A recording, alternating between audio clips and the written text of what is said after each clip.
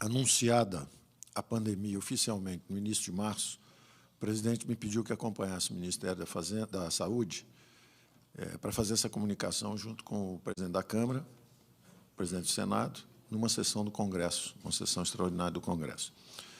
Chegamos lá e, imediatamente, conseguimos 5 bilhões iniciais, e eu, até na ênfase e no esforço do momento de pegar aquele recurso que era objeto de uma disputa política, eu disse, bom, esses 5 bilhões já vão nos ajudar a pulverizar o coronavírus. Não que eu pensasse que fossem só os 5 bilhões, mas era um uso muito melhor para aquele dinheiro do que a disputa política, na época que estava havendo em torno de uma emenda de relator. Eram 15 bilhões, 5 nós já tiramos naquela reunião e jogamos imediatamente para o ministro da Saúde. Ali começou uma grande escalada em busca de recursos ainda infraconstitucionais, porque não havia o espaço constitucional para nós gastarmos. Então, o que fizemos imediatamente, primeiro movimento, Banco Central reduzindo compulsórios, 200 bilhões. Logo em seguida, Caixa Econômica Federal anuncia linhas de crédito 100 bilhões. BNDES anuncia linhas de crédito 50 bilhões. São 350 bilhões nas primeiras semanas de linhas de crédito em bancos públicos oficiais e redução de compulsório para os bancos privados. Imediatamente, atenção para os idosos e mais vulneráveis. 150 bilhões em antecipação de benefícios a pensionistas e aposentados, assim como diferimento também de recolhimento de Simples e de FGTS para as pequenas empresas. Então, imediatamente, atacamos com o espaço, ainda no espaço infraconstitucional, como ajudar pequenas e médias empresas, diferindo impostos e antecipando recursos para os idosos e os mais vulneráveis. O Supremo e a Câmara, e o Congresso e o Senado, abriram, então, o espaço constitucional para os gastos. Imediatamente, o presidente lançou o Nenhum Brasileiro Fica para Trás, o auxílio emergencial. 150 bilhões exatamente para os mais frágeis brasileiros, os desassistidos, os invisíveis, os mais vulneráveis que precisariam de recursos. Se fosse para ficar em casa, como é que eles iam comer? Como é que eles iam se sustentar durante 1, 2, 3 meses? O presidente, então, lançou o auxílio emergencial, foram 150 bilhões, e seguidos logo depois de uma outra transferência também importantíssima, que preservou 10 milhões de empregos nos mercados oficiais. Ao mesmo tempo que em 38 milhões de brasileiros foram lançados ao descoberto, completamente abandonados, e o presidente, então, nos ajudou a formular esse programa de auxílio emergencial, havia também, no mercado formal, a importância de preservarmos empregos.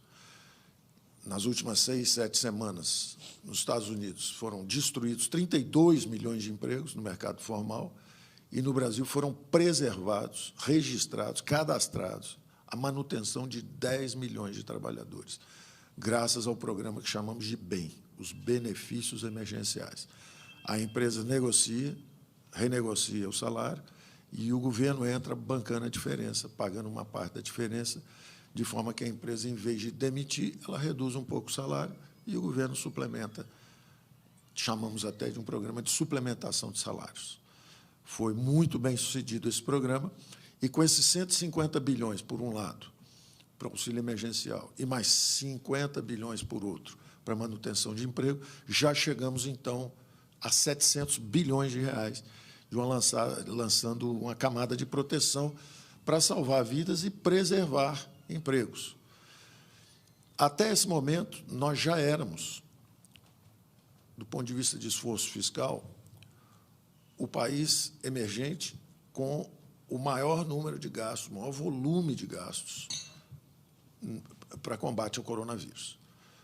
Nós gastamos 2 vezes a média dos países emergentes e nós gastamos 10% acima da média dos países avançados. Enquanto estavam dizendo aqui que o Brasil não fazia nada contra a crise. Nós estávamos gastando o dobro dos emergentes, 10% acima da média dos avançados, e sendo criticados porque não estávamos fazendo nada. Bom, imediatamente após, Já tínhamos, então, totalizado 700 bilhões de gastos. Imediatamente após, fizemos a articulação com estados e municípios. Já tínhamos mandado, antes desse acordo, agora, recentemente celebrado com estados e municípios, 50 bilhões para estados e municípios. O presidente sempre disse que o dinheiro tem que ir para a ponta, para onde o povo está. Isso estava totalmente compatível com o nosso programa de Mais Brasil, com o nosso programa de fortalecimento do Pacto Federativo. Então, nós já tínhamos colocado aí quase 50 bilhões em estados e municípios. 10 bilhões foi uma transferência imediata, fundo a fundo, Fundo Nacional de Saúde, para os fundos estaduais e municipais, imediatamente. 8 bilhões, na verdade. Depois, 2 bilhões para o Sistema Único de Assistência Social, totalizando 10 bilhões. Mais 16 bilhões de fundo de participação de estados e municípios. Ou seja, apesar da nossa receita cair, nós garantimos a mesma transferência que fizemos o ano passado para estados e municípios, exatamente para compensar a queda de arrecadação deles, parcialmente.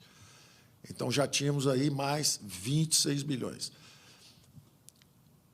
Mais 20 bilhões de securitização, que era um pedido dos governadores. Tínhamos incluído também, antes, 1.200.000 famílias no Bolsa Família, exatamente entre essa dúvida de fraude ou não, existe sempre um processo criterioso para conceder, existe uma fila de 1.200.000 brasileiros desassistidos, e nós, imediatamente, preferimos errar pelo excesso. Bota todo mundo para dentro, depois a gente vê se tem fraude, em vez de ir apurando se tinha fraude para conceder o Bolsa Família. 1.200.000 famílias incluídas em 24 horas no programa. E, além disso, colocando os recursos nos estados e municípios, esses 50 bilhões que nós colocamos. Os governadores vieram, de novo, conversar com o presidente, mesmo depois de nós já termos concedido isso, e, de novo, demos mais 60 bilhões para estados e municípios, mais a rolagem automática de dívida com bancos públicos e outras medidas, como facilitar para os municípios a renegociação de recolhimento da Previdência. Isso tudo totalizou quase 180 bilhões de reais. Então, o Brasil já tinha gasto, a essa altura, 880 bilhões. E aí lançamos as camadas de crédito também, como primeiras reduções de compulsório. Apesar de nós aumentarmos o crédito, em geral, o crédito estava subindo bastante. Os bancos privados aumentando o crédito, até um pouco mais que os bancos públicos, apesar de todas as críticas. Daí aquela expressão que eu usei para o nosso Banco do Brasil, na ocasião, porque os bancos privados estavam expandindo até mais do que os bancos públicos, o que não é aceitável. E nós fizemos alguns reparos aos programas de crédito também, por uma razão muito simples, porque, apesar de nós aumentarmos muito o crédito na economia, a verdade é que a necessidade de capital de giro, com a interrupção dos negócios e o isolamento, quadruplicou, quintuplicou. O Brasil todo estava sendo asfixiado por falta de capital de giro. Então, por mais que subisse o crédito, não era ainda o suficiente.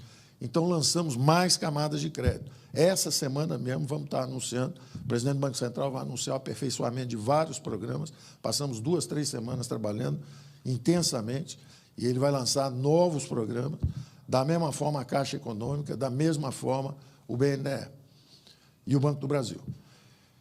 Então, vem aí mais 36 bilhões, já existiam 36 bilhões do folha de pagamentos, não estavam funcionando, os canais estavam entupidos, nós estamos desentupindo, o presidente do Banco Central vai anunciar isso essa semana, como é que nós vamos desentupir isso, mais 15,9 bilhões de FGO, que nós dizemos, na verdade, pela primeira vez, 3.200.000 contribuintes, pequenas empresas ou pequenas pessoas jurídicas, que sempre pagaram o Simples, sempre recolheram impostos, sempre foram chamados para a Receita para contribuir, dessa vez estão sendo chamados pela Receita para receberem até 30% do faturamento médio mensal dos últimos 12 meses. Vão tomar um susto, ser chamado pela Receita, falando assim, olha, eu tenho dinheiro para você aqui, para o seu capital de giro, para você aguentar essa crise, enquanto está todo mundo trancado em casa.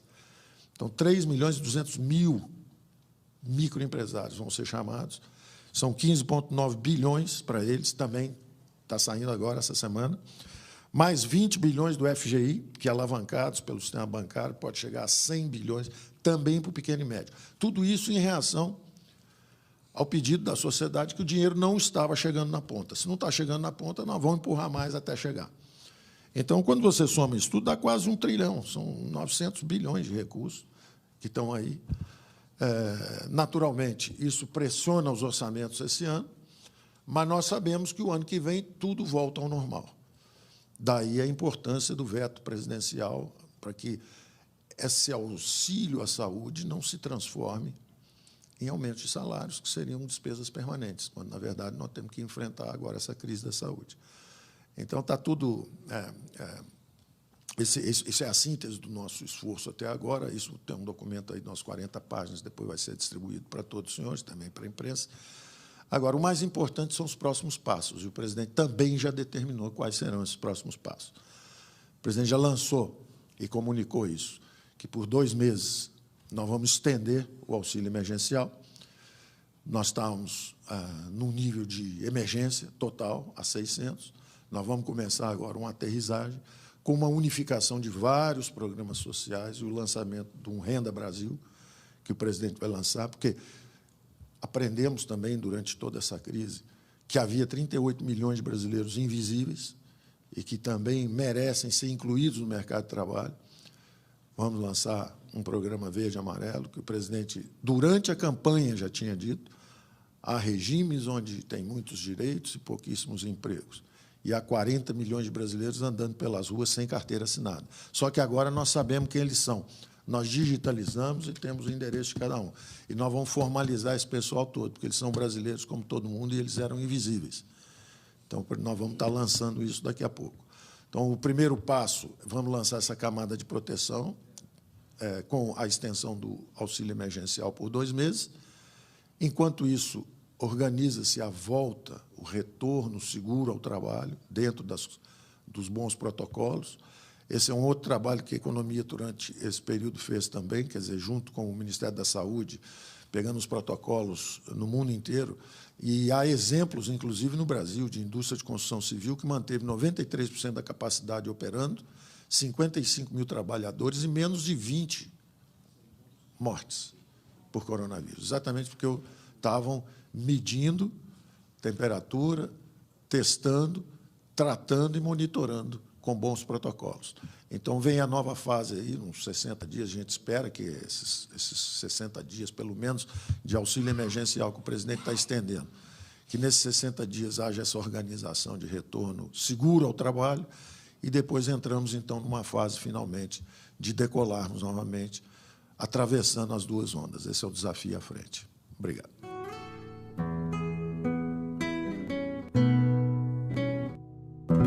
Pátria Amada Brasil.